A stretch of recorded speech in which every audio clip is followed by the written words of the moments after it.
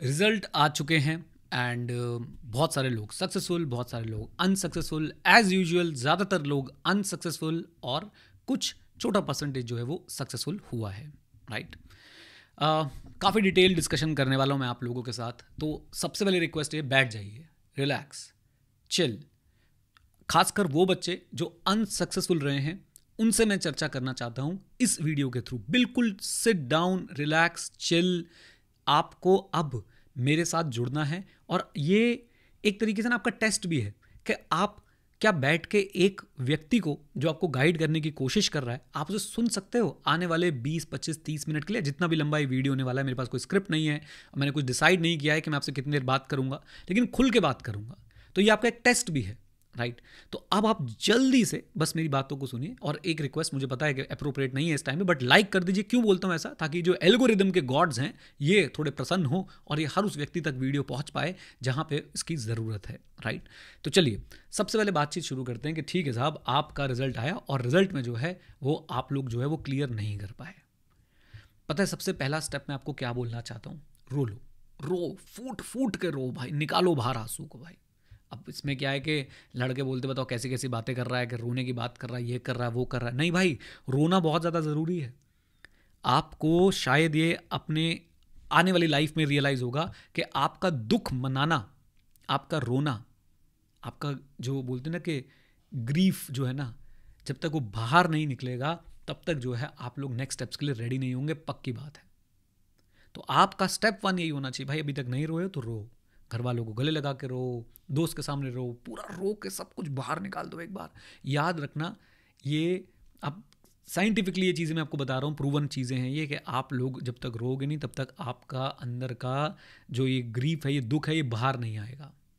और इसलिए ये ज़रूरी है, क्योंकि उसी के बाद जो है आप लोग एक्सेप्ट कर पाएंगे अपने रिजल्ट को। क्योंकि जब तक आप किसी चीज़ को एक्सेप्ट नहीं करते ना, तब तक जो है आप लोग आगे नहीं बढ़ सकते। तो acceptance of result is very very very important. अगर आप एक्सेप्ट नहीं करेंगे तो आप लोग जो है वो आगे की प्रिपरेशन नहीं कर पाएंगे। अब मान लीजिए कि आप अपना दुख जो है वो निकाल चुके हैं, रो लिया आपने, पॉज किया, रोया, उसके बाद आए यहाँ पे वीडियो देखने। वैसे तो आपको पूरी वीडियो एक गो में देखनी थी। अब आपको अगले पड़ाव की तैयारी करनी है। आपको बेसिकली सबसे पहले एक बहुत क्रूशियल डिसीजन लेना है, और वो हर किसी का अलग अलग हो सकता है। ये इन बातों पे डिपेंड करता है कि आपका जो है वो आपने ग्रुप 1 दिया था, आपने बोथ ग्रुप दिए थे, या आपने ग्रुप 2 दिया था। बहुत सारे तरह के परमुटेशन कॉम्बिनेशन बन सकते हैं, राइट। मैं भी उन परमुटेशन कॉम्बिनेशन में नहीं जा रहा, बट आपसे एक रिक्वेस्ट कर रहा हूं, take our decision right now and take our decision based on analysis rather on motivation. Yes, थोड़ा सा पिंच ऑफ मोटिवेशन उसके अंदर होना चाहिए। आपको बैठ के सोचना पड़ेगा कि आपके पास कितना समय है, आपकी प्रिपरेशन में कितना गैप रहा था, आपको क्या बिल्कुल स्क्रैच से सब कुछ दोबारा शुरू करना है। मैं आपको पैरामीटर्स बता सकता हूँ जिस पे आप सोच सकते हो। आपके पास जो समय है, कि आप उसमें अच्छी तरीके से आप जो भी एग्जाम टारगेट कर रहे हैं, बोथ ग्रुप या सिंगल ग्रुप, उसको आप अच्छे से कवर कर पाएंगे या नहीं कर पाएंगे, with revision, with mock test. एक पैरामीटर। दूसरा पैरामीटर, आपका जो रिजल्ट आया भाई, मान लो बोथ ग्रुप का, तो उसमें आप किस तरीके से अनसक्सेसफुल हुए? बहुत बुरी तरीके से।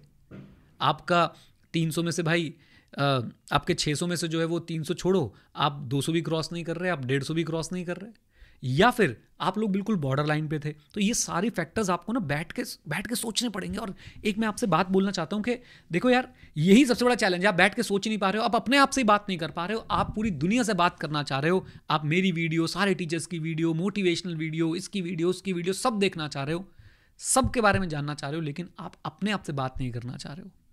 आप अपने आप से बात करो, बैठो, लिखो पेपर पे क्या स्थिति है आपके रिजल्ट की, और उसके बेसिस पे एक बार टाइमलाइन बना के, 2-4 टाइमलाइन बना के देखो। ये चीज़ें जो है आप लोगों ने कोशिश करनी है, और ये डिसीजन जो है एक गेम चेंजर होगा, एक गेम चेंजर। और भी बहुत सारे फैक्टर्स हैं जो कंसिडर करने पड़ सकते हैं। एग्जामिशंस का फैक्टर आपको कंसिडर करना पड़ सकता है। एंड सबसे ज़्यादा कंफ्यूजन उन बच्चों के साथ होगी जो ग्रुप 1 के एग्जाम दे के आए थे, ग्रुप 2 की क्लासेस शुरू कर दी, और ग्रुप 1 का रिजल्ट नेगेटिव आया है।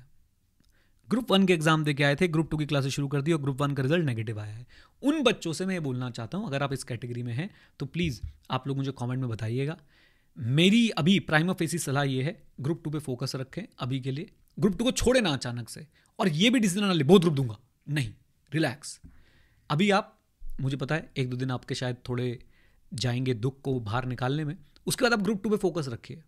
ग्रुप 2 की क्लासेस कंप्लीट, जो आपके क्लासेस चल रही हैं उन्हें कंप्लीट कीजिए, और उस पर एक बार और मैं आपसे डिस्कशन करूंगा इस पर्टिकुलर चीज़ को लेके कि आप लोगों ने क्या करना है। लेकिन अभी के लिए आपके लिए इमीडिएट गाइडेंस यही है कि आप लोग अपने ग्रुप 2 को इग्नोर ना करें, उस पर पूरा का पूरा जो है वो फोकस रख के आगे बढ़ें, राइट।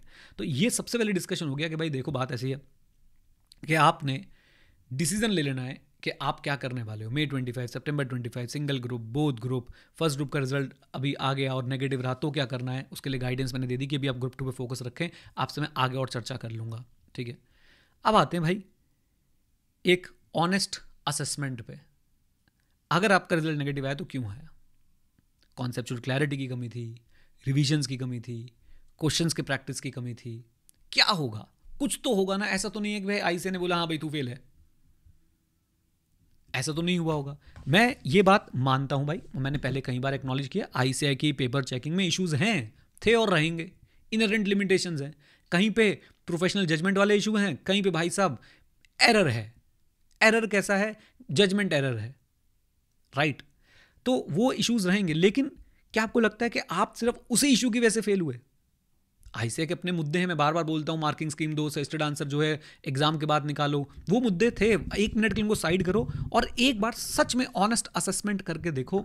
मैं आपको बोलता हूँ आईसीए स्टडी मटेरियल कवर किया था या नहीं किया था, लेटेस्ट पिछले कम से कम 3 से 4 बार के ऑडिट में 3 से 4 बार की आरटीपीज एमटीपीज कवर की थी या नहीं की थी, मॉक टेस्ट कितने दिए थे, चैप्टर वाइज मॉक टेस्ट दिए थे नहीं दिए थे, आपने मंथली मॉक टेस्ट दिए थे नहीं दिए थे, आपने फुल सिलेबस मॉक टेस्ट कितने दिए थे।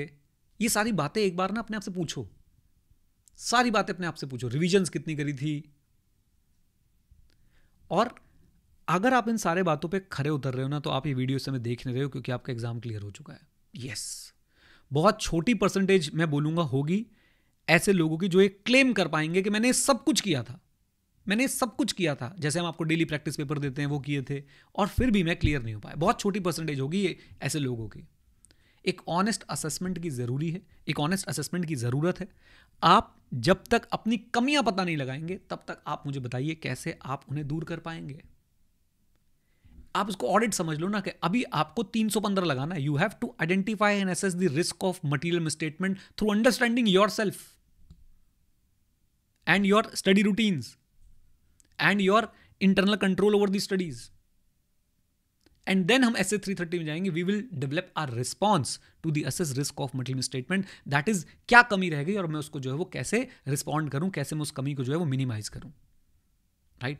फॉर एग्जाम्पल, एक समय था जब मैं ट्विटर पे बहुत ज़्यादा एक्टिव होता था और मैं ट्विटर बहुत ज़्यादा स्क्रॉल करता था। तो मैं अपने साथ बैठा, मैंने एक ऑनेस्ट असेसमेंट करी कि भाई मेरा समय जो है वो कहाँ वेस्ट हो रहा है। मुझे पता चला ओके ये ट्विटर पे बहुत ज़्यादा समय वेस्ट हो रहा है, लिंक्डइन पे बहुत ज़्यादा समय वेस्ट हो रहा है। मैंने उस दिन फैसला कर लिया मैं ट्विटर आज के बाद ओपन नहीं करूँगा। That's it. मैंने ना ट्विटर ओपन किया ना लिंक्डइन ओपन किया। लिंक्डइन के लिए हमारे साथ एक इंटर्न थे, वो सारा काम करते थे। ट्विटर पे भी वही इंटर्न जो है पोस्ट डाला करते थे। उस इंटर्न ने थोड़ा सा बताया कि भाई वो अपने एग्जाम्स वगैरह की प्रिपरेशन में चले गए हैं। तो अब आप देखिए मेरा लिंक्डइन शायद शांत पड़ा होगा, ट्विटर भी शांत पड़ा होगा। मैंने क्या किया, मैंने देखा भाई साहब मुझे प्रॉब्लम कहाँ हो रही है, और मैंने उस प्रॉब्लम को क्या कर दिया, बिल्कुल निस्ते नाबूद कर दिया, खत्म कर दिया, फिनिश कर दिया। और आपसे भी मैं यही एक्सपेक्ट करता हूँ कि आप लोगों ने भी यही करना है। एंड प्लीज़ एक हाथ जोड़ के रिक्वेस्ट है आपसे, शॉर्टकट्स और जल्दी जल्दी पढ़ने के चक्कर में आप अपने अटेम्प्ट्स बढ़ाते जा रहे हो। इस लाइन को सुन लो और आप अपने आप से असेस करके देख लो ना, अपने आप से, बाकियों को छोड़ो क्या सोच रहे हैं। शॉर्टकट्स, मैं सिलेक्टिव टॉपिक पढ़ के जाऊंगा, मैं सिर्फ और सिर्फ आसान वाले टॉपिक्स पढ़ के जाऊंगा, मैं सिर्फ कॉन्सेप्ट ही देख के जाऊंगा, क्वेश्चन बैंक नहीं करके जाऊंगा, मॉक टेस्ट नहीं करके जाऊंगा। एंड जल्दीबाजी, क्लासेस जल्दी जल्दी कंप्लीट कर, जल्दी एकदम फास्ट। इनसे कुछ नहीं हो रहा, इनसे आपके नंबर ऑफ अटेम्प्ट्स बढ़ रहे हैं। और होता यह है कि इन्हीं शॉर्टकट्स और जल्दबाजियों को आप लोग हर अटेम्प्ट में अपनाने की कोशिश करते हो, और भाई फिर इसी की वजह से जो है आपके रिजल्ट पे वो नेगेटिव इंपैक्ट आता है। मान जाओ इस बात को, मान जाओ। अच्छा जी, तो फर्स्ट फेज प्लीज क्राई, रोइए, बाहर निकालिए। सेकंड फेज एक ऑनेस्ट असेसमेंट कीजिए ये क्या रहा, क्यों फेल हुए। और थर्ड फेज अब आप एक डिसीजन भी लिया था हमने बीच में, कि डिसीजन भी लीजिए कि आपने क्या पेपर देने, क्या पेपर नहीं देने, राइट। मैं पेंसिल ऐसे लेके बैठा हूँ, आईपैड खाली है भाई, कुछ नहीं लिखा हुआ, राइट। वो आदत है टीचर वाली। ओके, थर्ड फेज या जो भी फेज अब चल रहा है, फेज नंबर आप लोग याद रखिएगा, मैं नीचे टाइम स्टैम्प्स बना दूंगा। भैया डिसीजन ले लिया, स्ट्रैटेजी बनाओ। स्ट्रैटेजी में अब ये मत पूछने जाओ कि मैं सूसू कितने बजे जाऊं, पॉटी कितने बजे जाऊं, मैं खाना कितने बजे खाऊं, मैं केला खाऊं, मैं अमरूद खाऊं, मैं सेब खाऊं। मेरे भाई बड़ा हो गया भाई तू, और बहन एज द केस में भी। मैं आपको एक सिंपल सी एक आपको तरीका बताता हूं। आपको ढूंढना है कि आप सबसे ज़्यादा प्रोडक्टिव कब फील करते हैं। आप रात को पढ़ो या दिन में पढ़ो, मुझे कुछ लेना देना नहीं है तुमसे। भैया तुम हो, मैं हूं। मैं सुबह 5 बजे उठ के पढ़ सकता हूं, आप भाई हो सकता है सुबह 5 बजे तक पढ़ते हो, रात को 10 बजे से। हम दोनों अलग हैं। और आपको जो जो स्ट्रैटेजी सूट करती हो, जिसमें आप सबसे ज़्यादा प्रोडक्टिव पढ़ाई कर सकते हो, आप उस स्ट्रैटेजी पे स्टिक करें, इररिस्पेक्टिव द फैक्ट फलाना रैंक होल्डर ढिमकाना टीचर क्या बोल रहा है, इंक्लूडिंग मी। भूल जाइए सब कुछ और पूरा फोकस आपका होना चाहिए कि भाई मैं अपना बेस्ट आउटपुट कब दे पाता हूं वो ढूंढो, और उसी के हिसाब से अपनी स्ट्रैटेजी बनाओ। आपको बड़े चंक्स में पढ़ना है। मैं आपको एक सैंपल दे सकता हूं कि आपने कैसे पढ़ाई करनी है। मान लीजिए आप अगर एक नॉर्मल व्यक्ति की तरह सुबह 6 बजे या 7 बजे उठते हैं। वैसे तो कई लोग इस पर हैरान हो रहे हैं, अरे नॉर्मल व्यक्ति 6-7 बजे उठता है। नॉर्मल व्यक्ति भाई 6-7 बजे ही उठता है, राइट। अच्छा, हाँ हाँ, मतलब मैं क्या कहना चाहता हूँ कि आप मान लीजिए एक अच्छी गुड नाइट स्लीप लेके उठे, उसके बाद आधा घंटा अपने आप को दीजिए, फ्रेश हो जाइए बढ़िया से, और उसके बाद फोड़िए। ये आपका सबसे पहला सबसे बड़ा चंक होना चाहिए, जिसमें आप सबसे ज़्यादा आउटपुट निकालेंगे। आउटपुट आपका मतलब सबसे ज़्यादा क्वालिटी स्टडी करने वाले हैं, और क्वांटिटी भी। Sufficient and appropriate audit evidence, ऐसी सफिशिएंट एंड अप्रोप्रिएट स्टडीज़ करने वाले हैं। ओके, अच्छा जी। दूसरी बात आप लोगों ने ध्यान रखनी है कि इसके बाद एक ब्रेक लेंगे। और मेरी बात समझ लीजिए, मैं इसका बहुत बहुत बहुत ज़्यादा मैं उसको क्रिटिसाइज़ करता हूँ, और मैं फिर एक बार कर रहा हूँ। ब्रेक में स्क्रॉलिंग नहीं करनी है, रील नहीं देखनी है, दीदियों के पीछे नहीं भागना है, और भैयाओं के पीछे एज द केस में भी। फलाने का व्लॉग, धमकाने का व्लॉग, इसका व्लॉग, उसका व्लॉग, ऐसा व्लॉग, ये व्लॉग, प्लीज़ स्टुपिडिटी छोड़ दो। अपनी ज़िंदगी में जो व्लॉग चल रहा है ना, देख लो। अपनी ज़िंदगी का व्लॉग बना लो कि कैसे आप लोग फेलियर से सक्सेस की तरफ जाएंगे। ओके, आइए। तो आपने ब्रेक लेना है, वो ब्रेक डेडिकेटेड ब्रेक होना चाहिए। उसमें आप क्या कर सकते हो, good music, listen to good music. अपने फेवरेट आर्टिस्ट को सुनिए, गाने की कोशिश कीजिए उसके साथ, चाहे कितनी फटेबाज जैसी आवाज़ क्यों ना हो, गाइए। घर वालों के साथ टाइम बिताइए, एक बार देखिए बैठ के उनके साथ, अच्छे लोग हैं। उसके साथ साथ आप लोग कोई फिजिकल एक्टिविटी कर सकते हैं। You can go out for a walk, you can just walk in your house, और यू कैन प्ले गली क्रिकेट और whatever sport you want to play, छोटा मोटा कोई स्पोर्ट, जिससे आप लोगों की बॉडी मूवमेंट हो जाए, आपका ब्लड सर्कुलेशन सही हो जाए, माइंड थोड़ा रिफ्रेश हो जाए, आप पढ़ाई से बिल्कुल कट जाएं। आप पढ़ाई में वो ढूंढो जो आपको सोशल मीडिया करके मिलता है, जो आपके दिमाग में फीलिंग करता है, ओ माय गॉड, वो रील देख रही। आप ऐसा, आपका माइंड ऐसे बिहेव कर रहा होता है अंदर से, रील और शॉर्ट देखने के बाद। आप पढ़ाई करने के बाद ये फील करने लग जाओ।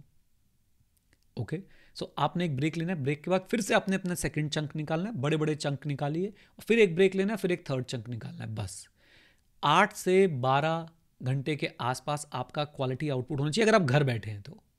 अगर आप घर बैठे, मैं समझता हूँ कई स्टूडेंट्स जो हैं वो घर नहीं होते, या उनकी कोई रिस्पॉन्सिबिलिटीज़ होती हैं, उनके लिए फिर उनको अपने टाइम टेबल के हिसाब से एडजस्ट करना है। लेकिन अगर आप एक घर बैठे हुए व्यक्ति हैं जो प्रिपेयर कर रहे हैं अपने CA इंटरमीडिएट एग्जाम के लिए, 8 से 12 घंटे के आसपास का आपका कम से कम आउटपुट जो है वो निकलना चाहिए।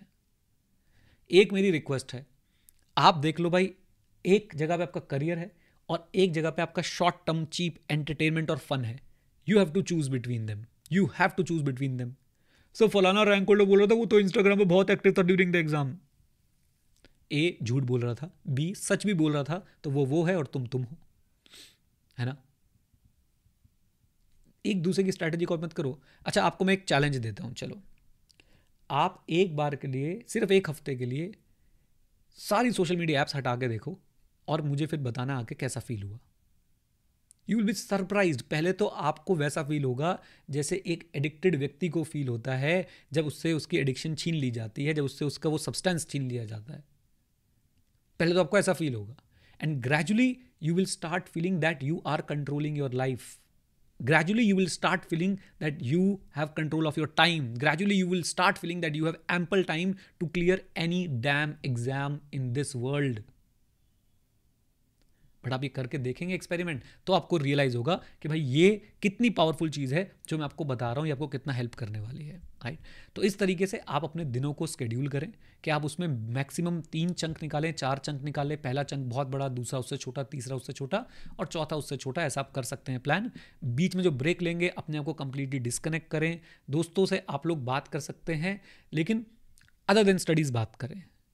इस प्लान को आप हफ्ते में 6 दिन फॉलो करें, एक दिन का आधे दिन का ब्रेक लें। संडे को आप लोग प्लान बना सकते हैं, कहीं घूमने जाना है, कहीं साइकिलिंग करने जाना है, थोड़ा सा आउटिंग करके आएँ। चाहे आप स्विमिंग का शौक रखते हैं या जो भी आप शौक रखते हैं, उस शौक को आप लोग जो है वो संडे को ज़रूर पूरा करें, क्योंकि वो शौक आपको फिर से शौक देगा, आपको हटाएगा स्टडीज़ से, ताकि आप लोग जो है अगले दिन आके दोबारा से अच्छी तरह पढ़ पाएँ।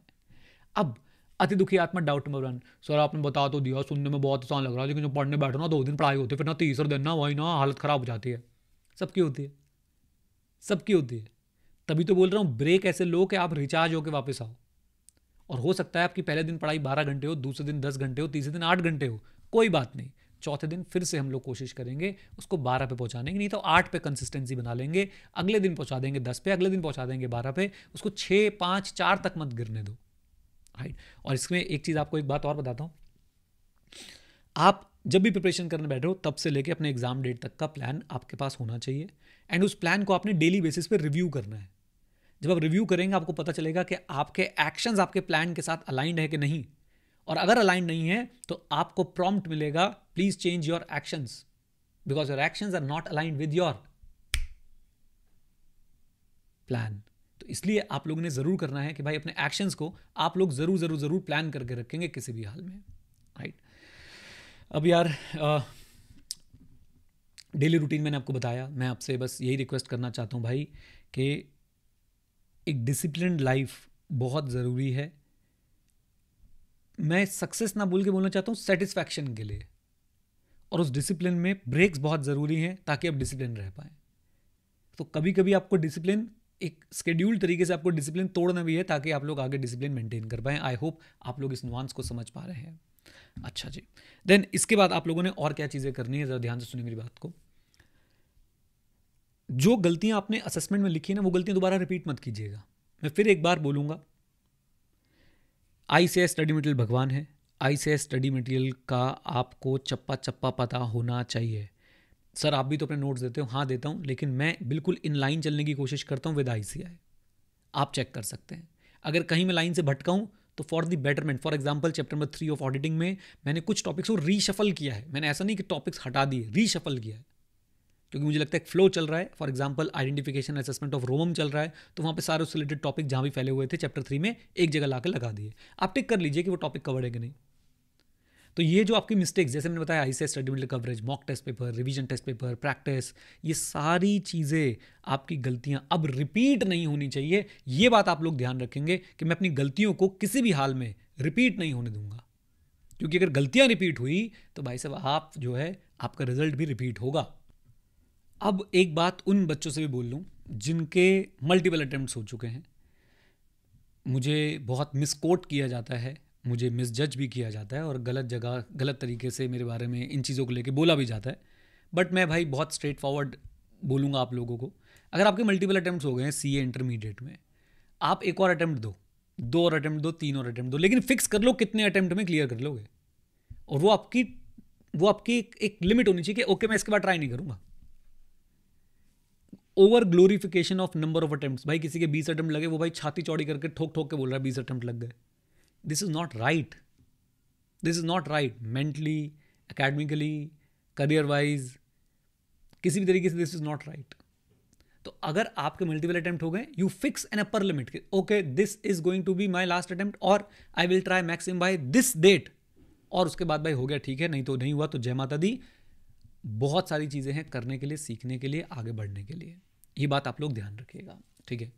लास्ट में यार मैं आपसे कुछ यही कंक्लूजन देना चाहता हूँ। फेलियर को एक्सेप्ट करें, गलतियों को असेस करें, उन गलतियों को दोबारा रिपीट ना करें, एक डिसिप्लिन्ड अप्रोच अपनाएं स्टडीज़ की तरफ, डिस्ट्रैक्शन से दूर रहें।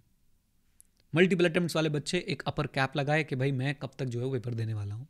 और एक रिक्वेस्ट है, कनेक्टेड रहें। आप एक टीचर के साथ जुड़ेंगे, उसको समझेंगे, उससे बात करेंगे, वो आपको गाइड कर पाएगा, रेगुलरली आप लोग कमेंट करते हैं, मैं पढ़ता हूँ, कुछ बच्चे रेगुलरली कमेंट करते हैं, अब तो यूट्यूब भी हाईलाइट करता है ये व्यक्ति रेगुलरली कमेंट जो है वो कर रहा है। तो मैं आपको समझता हूँ, आप मुझे समझते हैं। आप सीए सर्कल पे आ सकते हैं, अपनी फीलिंग एक्सप्रेस कर सकते हैं। आप हमारे साथ जुड़ना चाहते हैं, क्लासेस अवेलेबल हैं, क्लासेस में एनरोल कर सकते हैं। edu91.org पे जाके ग्रुप 2 की सारी क्लासेस आपको हम दे देंगे, राइट। सो मेरा इतना सा ही पॉइंट है कि आप अपने आप को अच्छे लोगों से एसोसिएटेड रखें।